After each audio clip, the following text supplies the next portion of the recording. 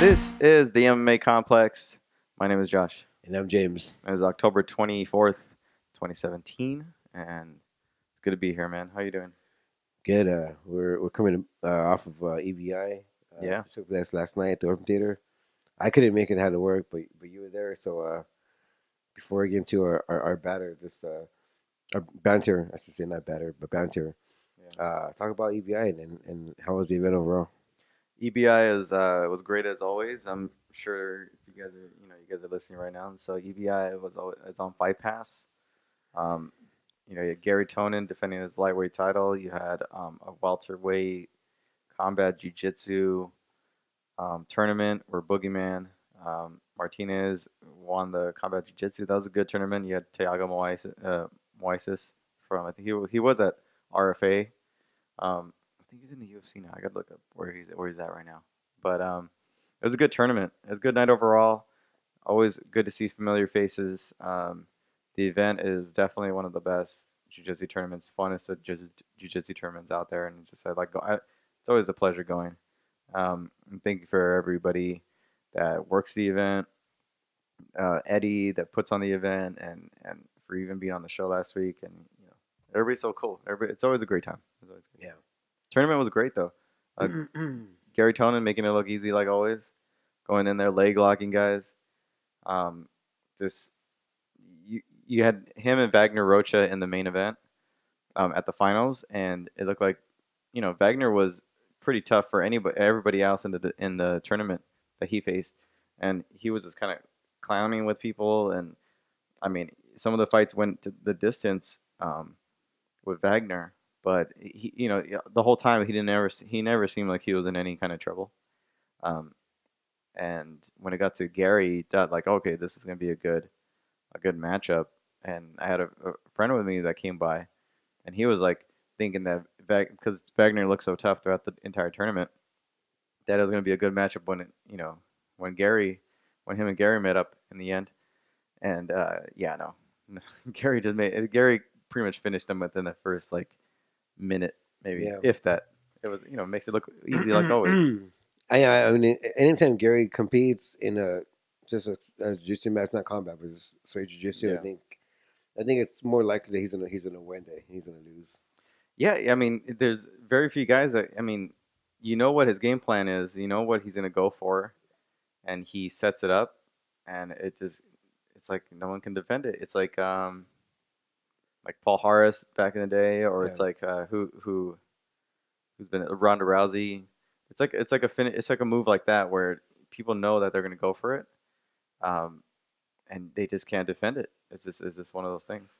Yeah, I'm sure those people were like training in leg locks their whole camp, and it doesn't matter when Gary Tony gets a hold of your leg; it's more likely going to be over. Any position, the guy's so creative that like it doesn't even matter if you take him out of a familiar position for him. Like he will find some way to get your leg and twist it, and just once he grabs a hold of it, that's it. Like it was just so quick. All his matches were done and done. Yeah, I wonder if I wonder if reading some of the comments that Eddie said about wanting his school to win kind of gave him a chip on the shoulder to even finish these guys even faster. Yeah, a lot of the guys. Well, a lot of Eddie's. I mean, obviously Eddie's. In terms of 10th Planet Jiu-Jitsu athletes, they obviously cornered the combat jiu-jitsu um, arena. You had People, yeah. Alima for the females, and you had Boogie for the males. And then there's gonna be an all combat jiu-jitsu tournament next month. There's gonna be all those guys. Garry Tonon's gonna be in it. Everybody. Um, so that's gonna be interesting. And then, yeah, in terms of the tournament overall, you had like Nathan Orchard did very well. Um, a lot of the guys did very well, but it in the end it's you had Wagner and Garry, and it's just there wasn't any 10th Planet guys in the finals, but Yeah, it's at unfortunate. some point there will be. Yeah, when Gary leaves When, EBI, even in the finals though, competing against Garry, there'll be a lot more I think EBI competitors, 10th Planet guys that will I think make their way up, and Yeah, Yeah, I mean, I I think agree, I was but impressed with Nathan Archer looked great. yeah, no, I agree Yeah, with you. I think they're gonna go up and maybe go to the finals, but I don't think they're gonna win it.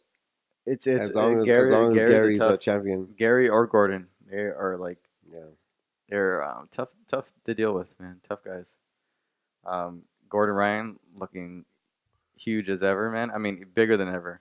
Like the it, guy's massive, yeah. I mean, it's massive. kind of like John Jones. You know, when he's champion, no one could grab that belt, but once Hmm. he leaves, he has a guy like DC that can win the belt. Yeah, It's gonna be the same thing with these guys. yeah. And both of them are so cool. Like they'll give you your time. They'll say what's up. I mean, they are like they're just normal guys when they're not competing. Like they're just normal, straight up, calm, chill For now, individuals. well, I think if they get everything to the UFC, then I think that's Well, gonna change. well, because Gary's One FC, Gary's at ONE FC. I yeah. talked to him about that. So we their interviews are on YouTube right now, but we are putting them in part of this show. So if you're listening, you're gonna get to hear um, Garry Tonon and Gordon Ryan's post fight interviews. So Yeah. So like, let's enjoy their coolness now, because once they get to the youth level, they're not it gonna be the same it people. happens with some people, but I mean, especially for Gary. Gary's been a big name in the jiu-jitsu world It's for a long different. time. That's different when you get like media from the MMA Yeah, covering you. yeah, that's Yeah. true. I It mean, is. It that's is. gonna. I see them rock You see him? Yeah. starring. Yeah. I can't say you can't say that about everybody. Not everybody does that. When they get to the UFC We'll level, see. We'll see. yeah. We'll see. I think when they get to the UFC level, they do. We'll see. I think like ONE FC, Bellator, they kind of don't, but I think when they Yeah, get to the UFC level, a lot of people do. yeah. A lot of people are. Especially because the UFC is kind of hesitant to let their fighters talk to. Yeah. Well, what we're talking about is like a lot of, uh, a lot of the fighters or athletes that we've even interviewed over the past 2 years. Some, I won't say all, not all, but some, when they get to that high point in their careers, Well, I might be a mean, little bit become a little bit of a rock star. it's kind of hard to say all, or like some or all, because I think it's all, because I think the people that we interviewed that were in the UFC, that are in the UFC now, Hmm. have rock stars. Yeah, at some point, right? Yeah. So I can say with confidence that all of them did it to us. To us, they did it to Yeah, us. All of it. All of they them. have reached the UFC. Yeah, all of them. Because I mean, who have you interviewed that's on the UFC, that's in the UFC now, that hasn't rock stars? Because I think everyone that still talks to us is in the UFC. Yeah. How about Angela Hill? She's rock stars. Yeah, yeah, Yeah. really? Yeah. Huh. Oh, it's not. A lot of times it's not their fault. I think a lot of times, their PR. UFC's PR. We wouldn't let them talk to us. Either UFC's PR or their managers and all that are a little bit more Yeah. careful about Yeah. who they're interviewing with. So it's not necessarily them. Some of the fighters, it is them. Yeah, But a lot of times it's not them. a lot of times it's not them. No. Yeah, So I don't blame the fighters. I just blame like you said, the managers of the PR, or the UFC PR, UFC PR. Yeah, because they always say, "Well, I don't really talk to my manager." yeah, that's true. Yeah, So it's not them. I don't blame them necessarily. Although we have have had a couple that I can think of that's on them. and in some ways I can understand once they get to a certain level, you want to protect your fighter a little bit. So I can see how managers will tell them, hey, if you're gonna do any interviews, run it by me first. That's sad, huh? So, but I mean, even then, yeah, I would say there's very few of them though that I think we've taken it to heart though. I think very few. Yeah, very Like, few. very few. Like not Yeah. even a handful. No, you're right. Yeah, Where you can be like, okay, yeah, no, they really big timed us. You know Yeah. what I mean? Other people were We- just like, we laugh about it because we know what's gonna happen to those people. other people are just they get harder to reach. Yeah, that's what I meant to say. Yeah, there you go. That's what I meant to say. So you have to go a little bit more out of your way to get the interview Yeah. from them. That's what I meant to say. I meant to say Yeah. like it's not necessarily them. It's the barriers you have to, or the different channels you have to go through to Yeah. reach them. Yeah. Because a lot of times, like you said, there's managers involved. Yeah. There's the USSP, which Yeah. we've dealt with, and they're not very friendly people. You know who I experience more, who I think we experience more with in terms of dealing with like the company PR is Bellator. I see a lot of Bellator fighters like Yeah, you're right. getting huh? interviews from them. Normally the first response would be Talk to Danny. talk to my manager, or actually, the number one response would be talk to like a Bellator PR. Yeah. Go through Bellator PR. Yeah.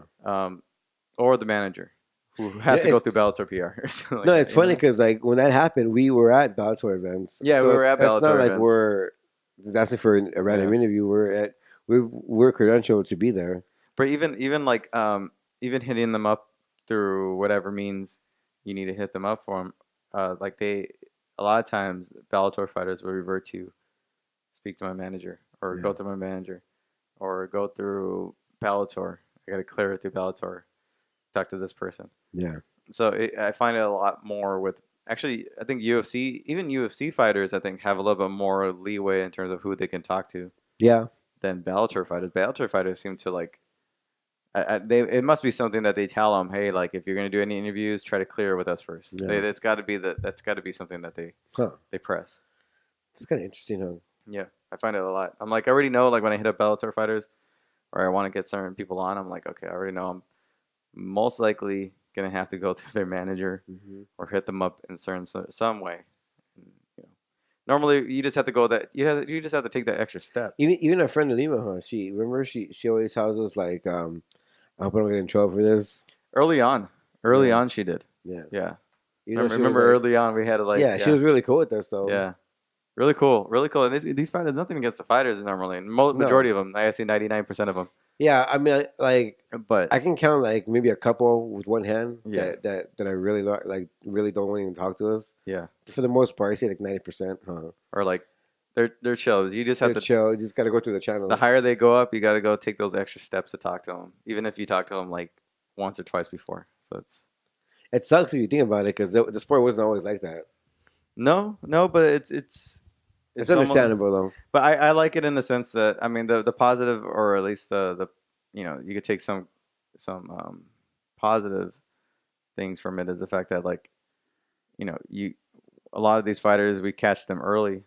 We catch them early in their careers before they even become somewhat of a name in the sport, and it's happened a few times to where a lot of we're the first podcast that they would do, or they're the first interviews that they would do. So I kind of like that feeling, and then watching some of them progress.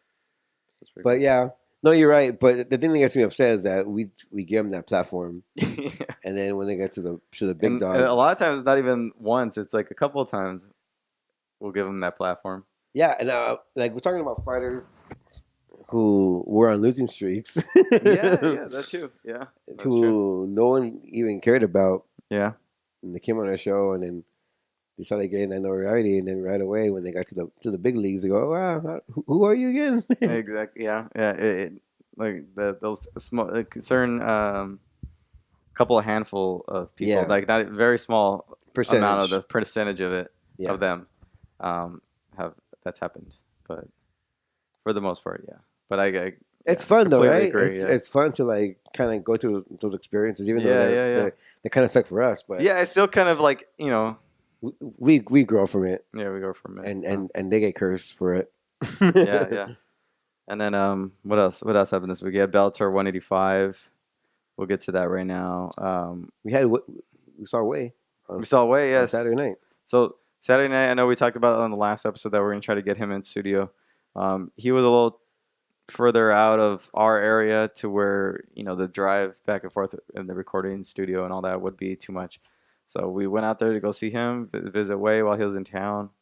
Went to Roscoe's Chicken and Waffles, which probably the second time I've been to Roscoe's, and I think this is by far like one of the best times. I mean, it was great. Like the food. The food was amazing, right? I ate it up. I inhaled it. It was that chicken. The combination with the chicken and the waffles together, and you would think normally that's kind of like a weird combination. Yeah. But it's proven now. It's confirmed. It's so awesome. Good. Yeah. The big waffle. Then I got the waffle and the breast. The chicken breast, which is amazing. Fried chicken breast, and then a side of mac and cheese, which is awesome too. It was like this poured syrup over everything and just fucking ate it, man. It was even the chicken?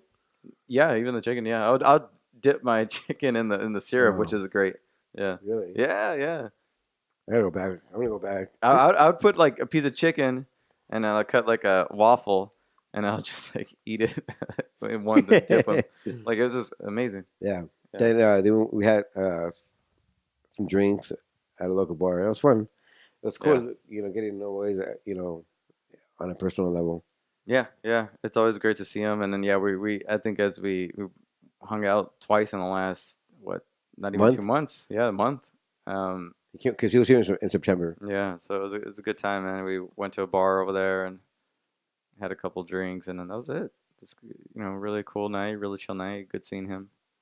Um, I was tired all weekend. I was just like on the go all weekend. You Like, had to work the next day. yeah, yeah. I worked the next morning. I was like, I worked that night. I had to go in early the next morning. Went to a birthday party Friday night. Worked early the next morning. Had a dinner with Wei and out to drinks, and went to sleep a little later than I would have expected.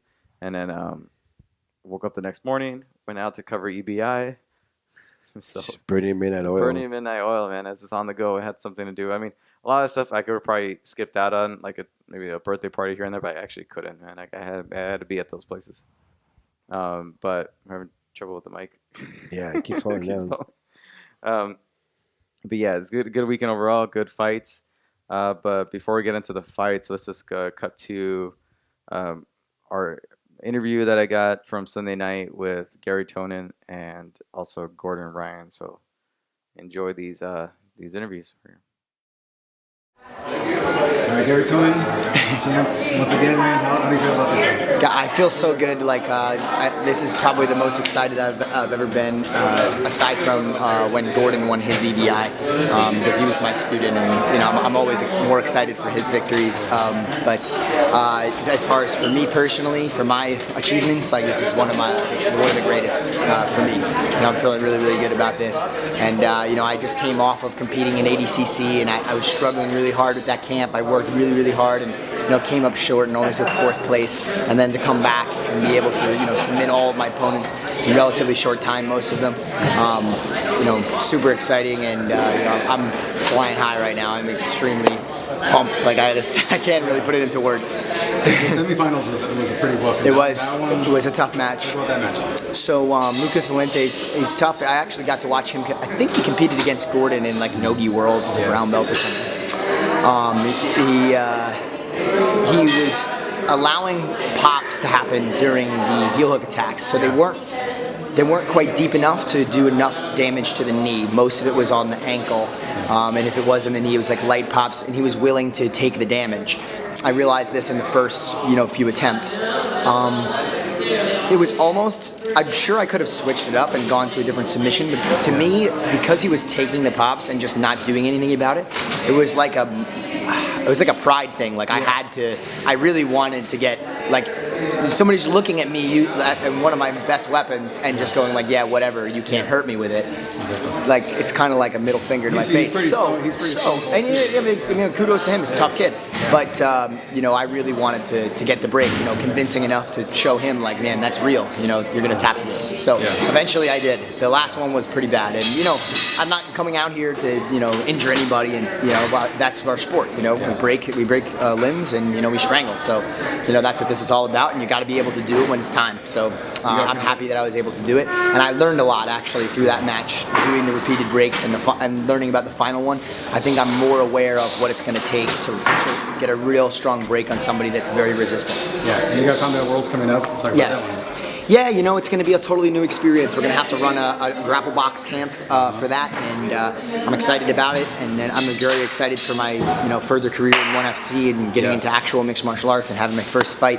Everybody's congratulating me on the contract, but it's like, I got to fight first. Let's find out. Maybe I suck, We'll find out. So I got to work on my skills, and I'm very excited to enter that realm, the mixed martial arts realm. It's been a dream of mine, to start working in that direction for a long time, and I think there's no better time. So. And what went into the decision to sign with one? What went into the decision? A lot of things. I'll say that the biggest part of it was when I did a grappling match for one, I got to meet a lot of the people that are involved in their organization as well as Evolve. And man, I just have to say, like, they really took care of not just me, but all of their athletes. And I really liked the way that that they ran things. I thought it was a really professional organization. I thought that they really had the best interests of their athletes at heart. And I felt as though I was going to get taken care of in many ways. Not just in a sense like they were going to, pay me well, or not just in a sense like, these guys aren't going to like give me a first fight against like somebody who's had 50 fights. Some organization was actually going to do I had conversations with other organizations, obviously, and that was like the conversation. But your first fight, we're going to throw you with this guy. He's had 50 fights, but it's no big deal. So I in many conversations with Chatri and Matt Hume and these guys that work in that organization, I felt like I trusted all those people, really well, and I'm looking forward to it. I'm looking forward to entering into that organization and doing the best I can, and hopefully you'll see me as the title holder, pretty soon. Yeah. What's the extent of your contract? Is it? I can't talk about it. Can't talk about it? Sorry. No. Yeah. I'm not allowed to talk about any details of the contract until they make them. Until I know that they've released them. So I can't get specific about anything in terms of length or money or anything like that. But that's in the contract that I'm not allowed to disclose the information. Okay. So have they talked about a potential opponent? Okay, yeah. So that I will say, there's no, we haven't done that negotiation. So the initial negotiation is for the contract is just for, I'm fighting for them and no one else, at least for fighting and not grappling. And then we'll have other contracts for opponents, which we have yet to discuss. Nice, so nice. that will be coming probably, if I had to guess, sometime early next year. Now, most of their events, or pretty much all their events, are in Asia. Yes. Is that kind of trip? It's very exciting to me. Okay I've only made minor travels to Asia. I've been to Singapore a couple times to go compete and talk to those guys, and then one time to Beijing for ADCC, and that's pretty much it. So I'm excited to kind of like get the chance to explore Asia while fighting. It's kind of a really cool part about what I do in jiu-jitsu when I'm competing is I get to travel the world, but not too many of the competitions bring us to Asia. So that's really exciting for me. I mean, it's a stressful thing to fly that far all the time to compete, but in terms of my life and being able to travel and my relative happiness, like I think it's going to send me in a positive direction more so than anything. And who do you have maybe mentoring you or coaching you in terms of transition over to MMA? John Danaher will be my primary mixed martial arts coach, and then I'll have auxiliary coaches for things like boxing and wrestling and things like that, and we'll collaborate together. But he will be putting all the pieces together, much like he has for other guys. But thankfully, I'm lucky enough to get to spend every day with John, whereas some of the athletes that John has coached in the past in mixed martial arts only get a couple days here, a couple days there. During their fight camps. So I'm really excited to get to use him as a resource. Have you talked to George?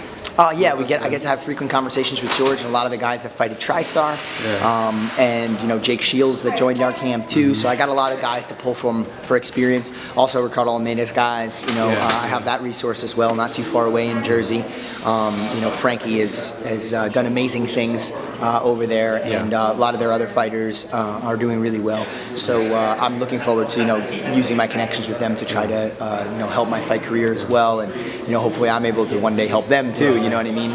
But for now, I just have to build some relevant skills. To be honest, it's very early in my MMA career. I'm not ready to hang with Frankie or any of those guys, or really anybody at Henzo's yet. We're gotta get there. That's the plan now. Congratulations once Thanks again, so much. Man. Really appreciate it. To Combat Worlds next month, and then your MMA career, man. We're looking forward to it, man. Thank you. Appreciate it. Gordon Ryan, nice to see you, man. Yes. How are you doing tonight? How would you think about the tournament? Gary's win. I thought it was awesome. Couldn't have went much smoother than that. All of his matches were pretty short. He had one decently long match, but he spent the entire time just viciously breaking his opponent until he eventually had to tap. All relatively short matches, and all submissions. So no complaints from me. I'm very happy with the results of tonight. Yeah, there's a lot of familiar faces in this tournament, and obviously some new ones. In terms of preparation, what did you guys work on for this tournament? So the camp for ADCC was mostly, positional things, a lot of wrestling, and then using positions to go into submissions. So we had a changed gears, pretty drastically, going from ADCC right to an EBI camp. Yeah. So we went from doing mostly, positional stuff and standing position to going right into sharpening submission skills. Nice. So as soon as we finished ADCC camp, we went right into doing a lot of the EBI overtime rounds and really sharpening up the skills that we had as far as submissions go. To be able to chain submissions together, the mechanics of finishing and tightness of submissions and things like that. So we went from the ADCC camp into this, and it meshed really well. Nice, man. And talk about your upcoming event. It's coming up soon. Yeah. Defending your title. Yeah. So we had the EBI Absolute. And the first EBI Absolute was the one that I won. Yeah. And it was really that was like the tournament that broke me out onto the jiu-jitsu scene. It did. So I'm really excited to compete and defend my title. Some big names coming in. I know that Herbert Santos was released, so I know like he's one of the top guys right now. Vinny's always tough. Craig Jones is on a roll right now. So there's a lot of tough guys in that one. So I'm excited to. A lot of familiar faces in that tournament too. Absolutely, yeah. I'm excited for that. Yeah.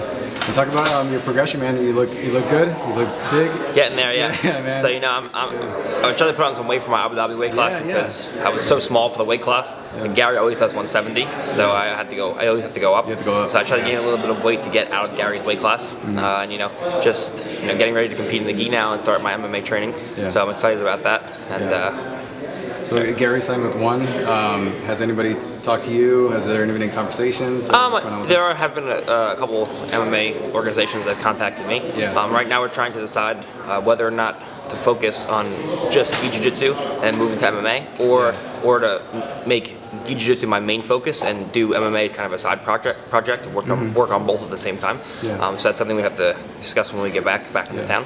But right now I'm just training in the gi and starting to train for MMA. So I'm ready for both when the time comes to compete, and then we'll take it from there. Yeah. In terms of striking, or how often do you work on your striking, and who do you work with? So I was working with one of the guys at Henzo's for a while. And then it was just like jiu-jitsu camp after jiu-jitsu camp after jiu-jitsu camp. So I haven't really been working too much. Striking definitely needs a lot of development, and the overall MMA skills still need a lot of development. But we're gonna start training hard now, especially with George fighting and with Gary starting to fight now. Yeah. So the skills are gonna come. What's the weight class that you're looking to compete in? I'm not really sure. I'm probably gonna try to gain weight for jiu-jitsu. Yeah. So right now I'll probably end up fighting at 205. Okay. Yeah. Any organizations that you would like?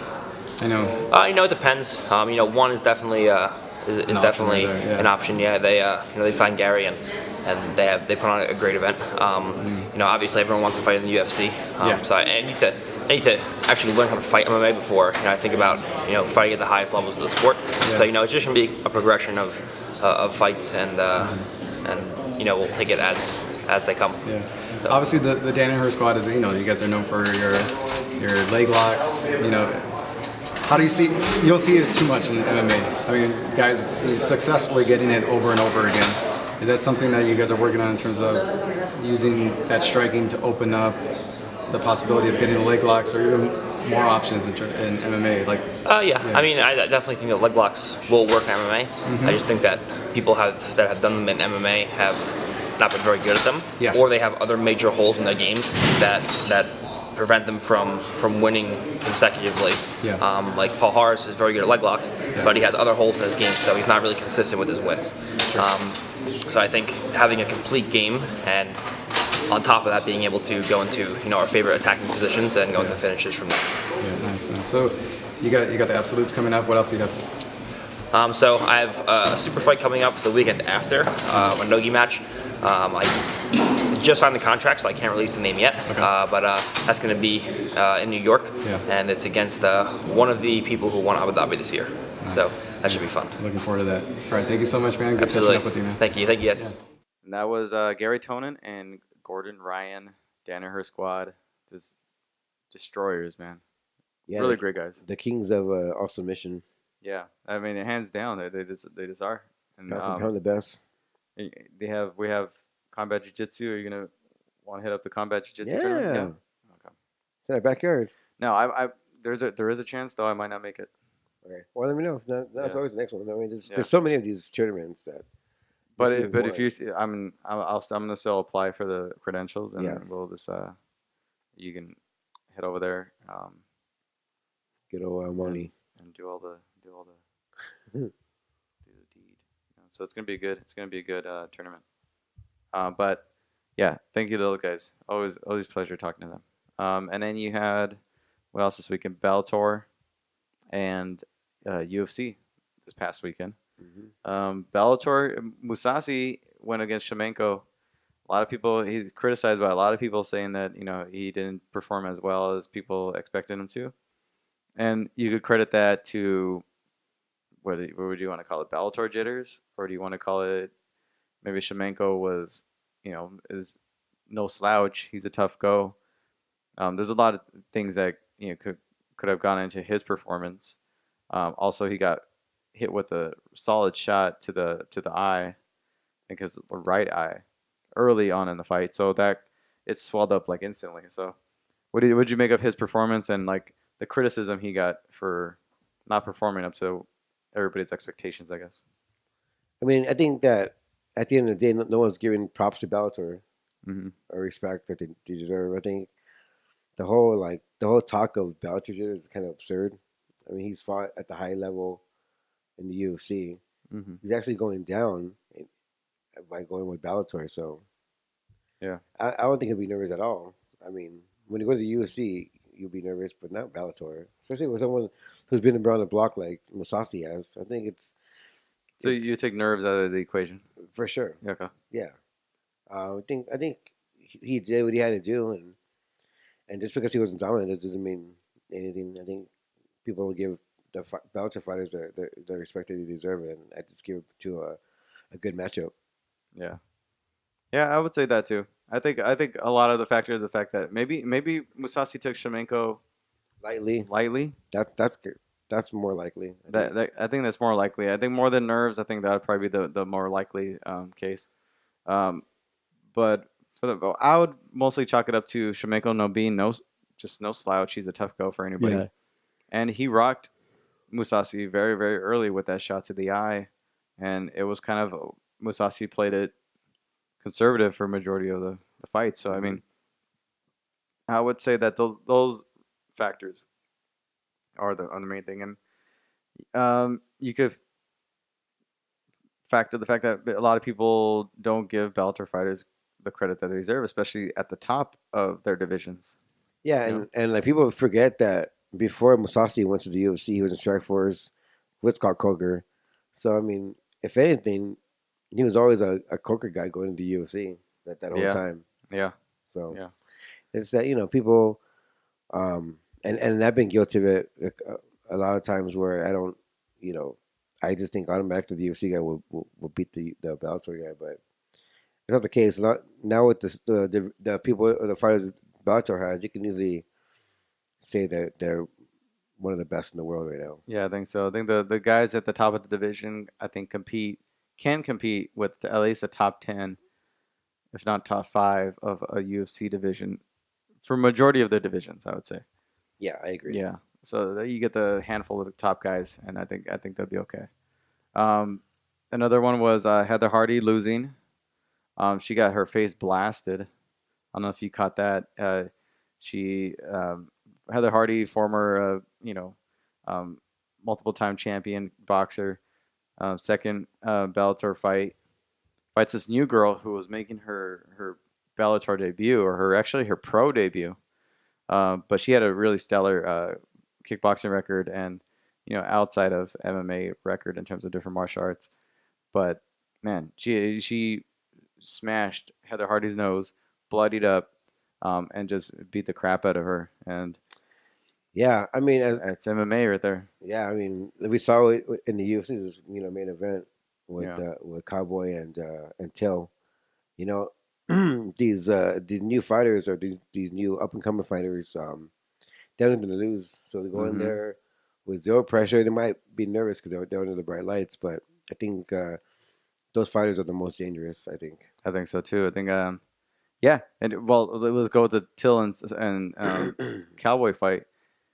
That one, I think I told you either that day when after the fight happened, I was like, the whole week, I think we didn't mention on the show. I thought Darren Till would be a tough go. and we've seen people upset other people before, but it's always hard to bet against Cowboy. You know what I mean? It's tough to bet against Cowboy. So especially him fighting a newcomer. especially fighting a newcomer, yeah. But Darren Till, man, I mean, like even leading up to the fight, I saw a couple of interviews or I've read a couple of interviews and learned a little bit more about the guy. And I was like, oh, well, this might be a really tough fight for a Cowboy, I think. And going into the fight, he was so much bigger than Cowboy, he's definitely a welterweight or a guy who can cut down to welterweight, where Cowboy is a 155er, and it showed in that fight that he's a 155er. Not taking anything away from Darren Till, who was a fantastic striker, solid competitor by the looks of it, and was highly touted in Europe and all that. So, what'd you make of the fight, man? He destroyed Cowboy. Yeah, I think leading up to that fight, Brandon Schaub kind of called him out. Mm-hmm. Not called him out, but he was kind of criticizing Till, or criticizing the fight. Till kind of reached out to Brandon Schaub on the social media and was kind of talking crap to him. Yeah, going back and forth. So I think going into that fight, he had a chip on his shoulder. He wanted to prove something.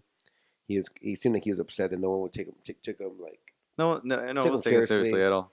That he was a threat to Cowboy, but when those two guys were standing next to each other, like you saw the size difference.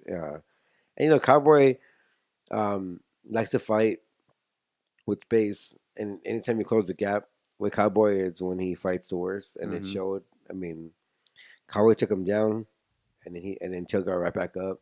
Till had really good takedown defense as well. Yeah, but he murked Cowboy, and then he hit him with a hard shot. His elbows are landing. That elbow that like towards the end of the fight hurt Cowboy bad.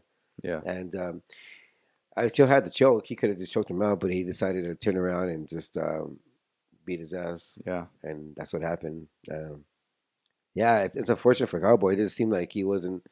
That Cowboy never got started in the fight. Mm-hmm. He never did anything. He didn't start any kind of offense. But for Till, man, he put himself on the map. And considering his striking skills and his size, it'd be interesting to see how far he can progress in the lightweight division. Yeah, because he's a young guy, and he's one of those guys that that started really early in martial arts, started really early in mixed martial arts. He got stabbed, I think, in Brazil. Yeah, and was one of those teenagers like who like a Joe Daddy back in the day, or like even a Nate or Nick Diaz, those guys that would or even like Roy McDonald, where they compete against full grown men in their teens. Yeah, and would just destroy guys. And he's one of those kids, man. He's a young guy, future of the sport for sure. And I mean, I don't know if you've noticed, but a lot of guys. I mean, if you look at Darren Till's fighting style and the way he walks guys down, the way he stands, the way it's very Conor McGregor-ish. I don't know if you've noticed that. Yeah, I mean, he picks his shots correctly. But if you see the way he is, he's like low. His stance. He's like this. He even threw a lot of Conor throws his uppercuts. Mm-hmm. Like if we throw him, like he does like that, and like perfectly, just like Conor does. I'm like, I'm not calling him like the next Conor, but his fighting style isn't too far away from a Conor style. It's almost like what I'm thinking is a lot of fighters, especially from Europe, are coming out with that stance and that style, and I think we're going to see a lot more of it. And Darren Till's an example of it. Yeah, I think Conor's style is more a counterpuncher though. Yeah, more counterpuncher, and definitely I think. But it was more the aggressive. He goes for it. Darren Till's but it was very Conor McGregor-ish in terms of, especially when he's hunting, when he sees the kill, and he's going after the guy. It was very. Yeah, I mean, it reminded me of the Eddie Alvarez fight for sure. Yeah, that's what it reminded me of, or like when he was finishing Chad Mendes or something like that, where he would just, or like even when he fought Marcus Burmage, and. Or any of the other guys, but it just. I think it was very like Eddie Alvarez, because you remember when Conor hurt Eddie, he's still very patient with the shots, and then when he saw Eddie really hurt, is when he attacked, and that's pretty much how Till did it. But if you look at the way he switched the stances, the kind of kicks he would throw, the punches, the uppercuts, the way he threw the uppercuts. Mm-hmm. I'm not saying he was he's mimicking Conor in any way. I'm sure he had that style for a long time already, but it's it's very Conor McGregor-ish, and I liked what I saw. I was like, he might even be a better version of Conor McGregor because he might have. We haven't seen too much of his ground game. We haven't even seen much of. Well, unless you would probably have to go watch all his fights. Yeah. But his takedown defense looked good. I'm sure his ground game is pretty damn good, and his striking is top notch. We should get him on the show now before he gets too big. I think it might even be too late already. So, but it reminded me of like if we start seeing more of it, how when Dominic Cruz burst onto the scene and his style kind of started seeing a lot of other people mimic. Well, especially within like the what's it called, Dwayne Bang's group of people and alpha males, like TJ. A lot of guys out there were starting to mimic Dominic's style. Yeah. And you started to see a lot more of Dominic's style in different fighters. Guys would just completely change their styles up from one fight, and then they started turning into like more of a Dominic Cruz type of style. Like even in heavyweights, we saw like what's it called, Travis Brown even was kind of like that. Yeah. But to me, I think we might see a little bit more like a trend of Conor McGregor style guys, and there might be a few that actually become champions or whatever. But yeah, that's what I think. I don't know. Seeing Darren Till is like, oh, maybe we're starting to see another trend. Yeah, I mean, he's Cruz. one of those guys I can see compete for the title in a year or two. He was. If really he fights the way he fought against Cowboys. Yeah, for sure. man. He looked like a world beater. He looked. If anybody else in the division, I'm sure there would be very cautious fighting that guy, or even taking that fight. And there's a lot of good fights this weekend. You have the return of Machida this weekend. Yeah. You're not liking that against I'm Derek not really Brunson? excited. You're not excited about that one? No. Even the matchup against him and Derek Brunson? I like that matchup. Well, I'm not too excited. No? I know if Machida wins, he's gonna lose anyways at some point. He's not gonna be a champion or anything. No. But I wouldn't even say that Derek Brunson will either. Yeah, I know, either of those guys. But yeah, I mean, it's like there are two names going at it, so we'll see what happens with that. how long has Cheetah been out? Like 2 years? Something like that? Mm-hmm. It's been a while. Yeah, but I'm looking forward to it. I'm looking to see how he looks after such a long way off. That's what I'm looking for.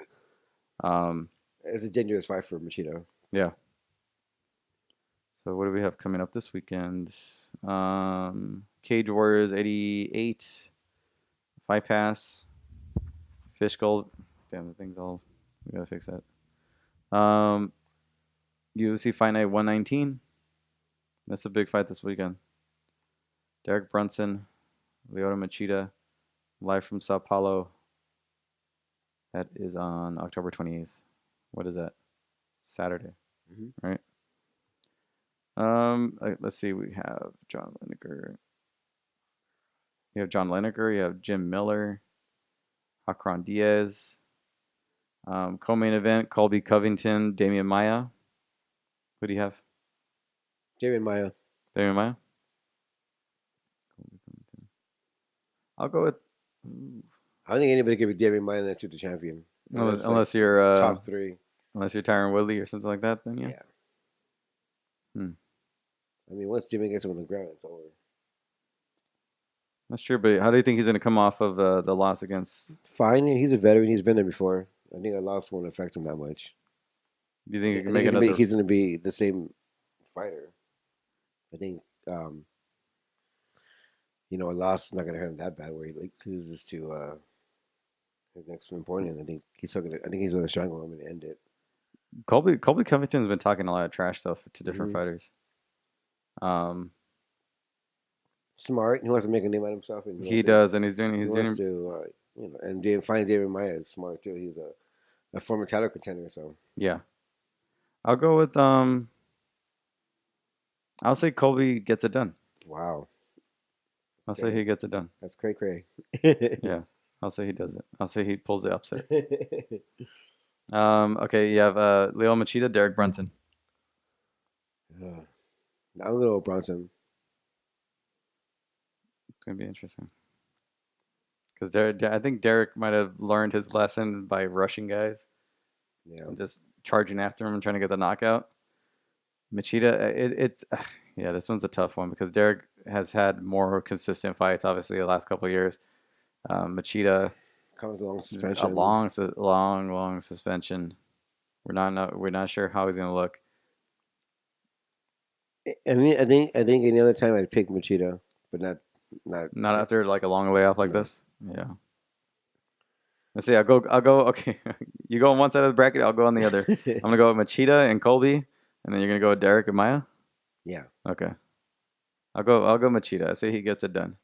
It's not gonna. He's gonna edge it out, or if he doesn't take him out for early, it's gonna be like a close split decision. But yeah, that's gonna be a good one this Saturday. What do you got this weekend? What do you got going on? Work. Work. What do I have? Yeah, I'll be working in the mornings, Yeah. me but too. I have there's the Hollywood Bowl show, the Lincoln Park It's already- celebration It's already. this Friday. Yeah. Your tissue box. No. It's gonna be good, man. It's gonna be a lot of people involved. Guys from Corn System, Blink-182, Bring Me Horizon, which is kind of like a metalcore band. hmm Bunch of other guys. I was even surprised that people from No Doubt were going to be on there too. Like this across the board, I wonder people all where, over the place. like legendary bands are on the bill, like Alice in Chain, like those kind of bands. I wonder why. Well, it's I don't know why. Maybe I think it's all like bands from like the 2000. yeah, I definitely, but I think a lot of it. I think it was less about what kind of bands are we going to stack on this thing, and who are we going to like? Because I think there are going to be a lot more surprise people that are going to show up. And this is not even like the official lineup hmm necessarily. But it's also an invite.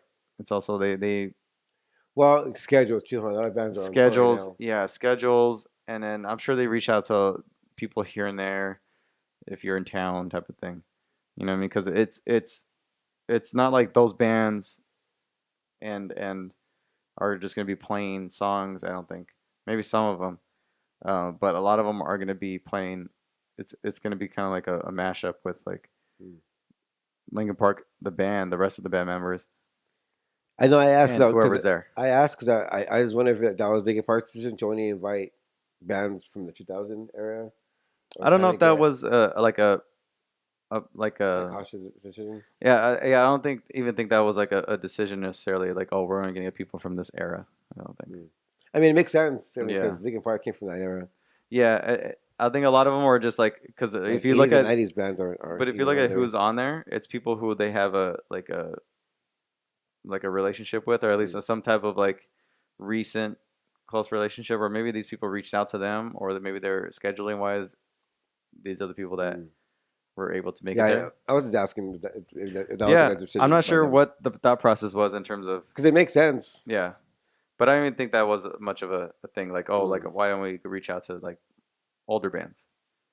I don't even think that was like necessarily like a thought in their mind. Mm. So yeah, Sounds like a good Um, show. Just yeah, it's gonna be a good show, man. don't get drunk. No drinking. Drink no, water. Yeah, no, I'm gonna drink. I'm gonna drink. No, I don't know. I like looking at because they haven't even put on an official lineup. I saw that image, but I don't even know if that was like a fan made image. Mm. So that might even be the Yeah, the full list. right.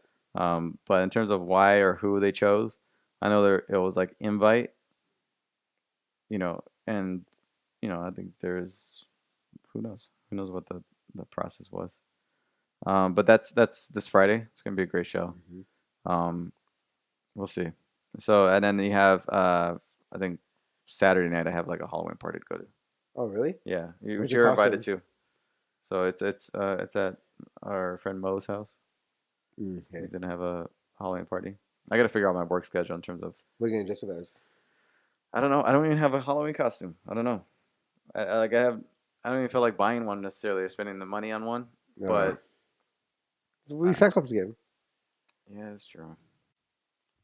I could do that. Like last year, I was Cyclops from X-Men. That I mean, it'd be cool, but you have any costume? Are you gonna go to any costume parties, or are you pretty much just work? yeah? But if you can make it to this one, you're welcome to come along. Thank you. But yeah, I don't have a costume yet. I gotta buy one maybe this week, so if I have time, maybe Friday. I mean, it's the same crowd, so I mean, Yeah, but everybody's gonna come in with different costumes. I don't want to be lame come and on. recycle the same one. I mean, they can be drinking anyway, so don't Yeah. Like after 5 minutes, people are gonna forget about what you're wearing. That's true, but everybody's coming out. You gotta come up with a new one. You can't. And then you take. Just trying to save you some money, man. Then if you take pictures, it's like it's people look at last year's and this year's. This is like, dude, it's the same costume. Especially one like that. I can't just recycle it. Well, this year you have an excuse. You went on that world tour and. Yeah. But a costume would be like what, $40, $50, something like that. That's horrible. I would never. No. No. I would recycle it. Nah, I wouldn't. How many recycle years have I been Robin? it. Yeah, but it's like it's a part of like Me. who you are. Yeah. It's almost like sad. you know what I mean. It's like Bruce Wayne and Batman. It's like you have to like dress as Robin. It's like it'd be weird if you dress as anything else. That's true. You know. It's trying to look out for you, man. Yeah. It's some But money. you have your Robin costume. That's what I have it. Yeah. Yeah. Okay, great. So bring it out. I've gained weight, so I don't even know if it's me.